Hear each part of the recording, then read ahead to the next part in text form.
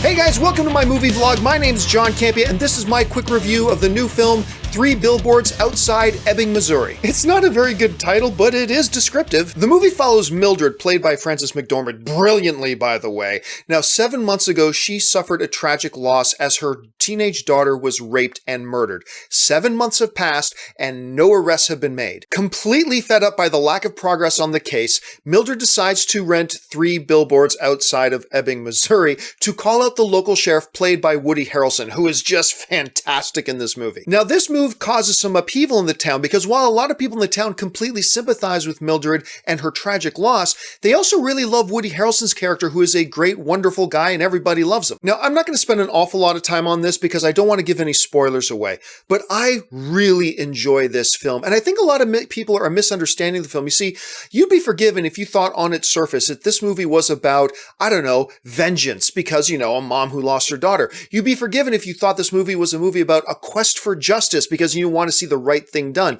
You'd be forgiven if you thought on the surface this movie was a murder mystery, them trying to solve the mystery.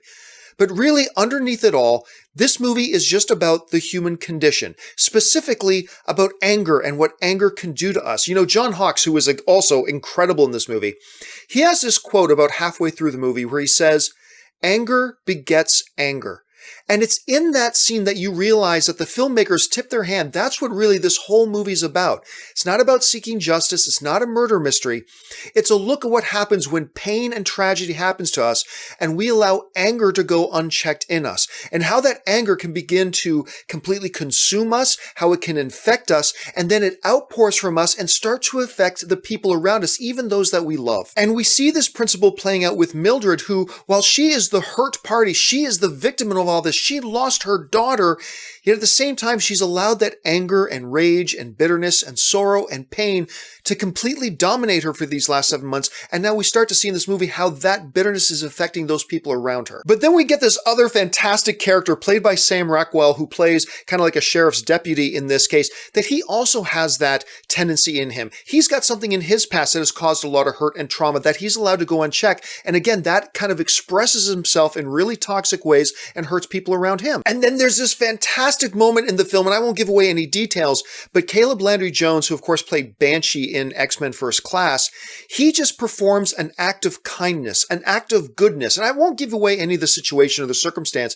but he does this one really nice thing that kind of changes the ebb and flow of the entire film, and it starts to put the purpose of the filmmakers into focus for us, the audience, and it's just wonderful the way it's all set up. And Peter Dinklage is in this film, and I'll admit, at first when Dinklage's character shows up, I thought, well, this is a useless character, and it's just an excuse to have Peter Dinklage in your movie.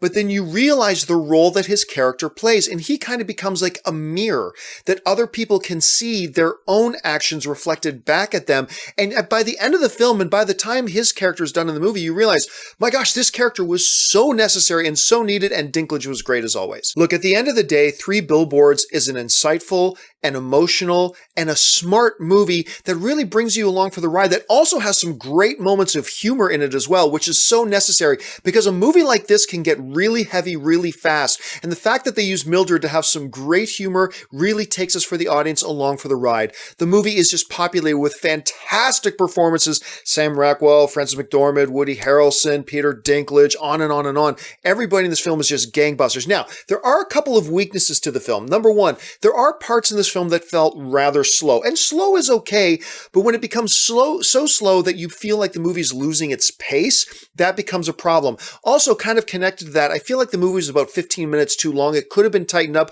They had some scenes in there that they didn't really need because they had already made those points, so that could have been improved. And also, I didn't really like the ending of the film. The ending of the film felt a little bit like a cop-out to me. I wish they had improved that. But overall, this movie is just dynamite. I completely enjoyed it. It's one of those movies that makes you love movies. You know what I'm talking about? It's not high action. It's not murder mystery. It's just looking at the human experience and all the different wonderful and horrible angles that entails. And it was just really refreshing to watch. So obviously, I highly recommend you go out and check out 3 Billboards Outside Ebbing, Missouri, and let me know what you guys think. But by the way, guys, have you guys seen the film? Jump into the comment section and let me know your thoughts. And while you're here, guys, click on that subscribe button, become a subscriber to my YouTube channel, click the thumbs up button, leave a comment, follow me on social media simply at John Campea. That'll do it for me, guys. Thanks a lot for joining me, and until my next video, bye-bye.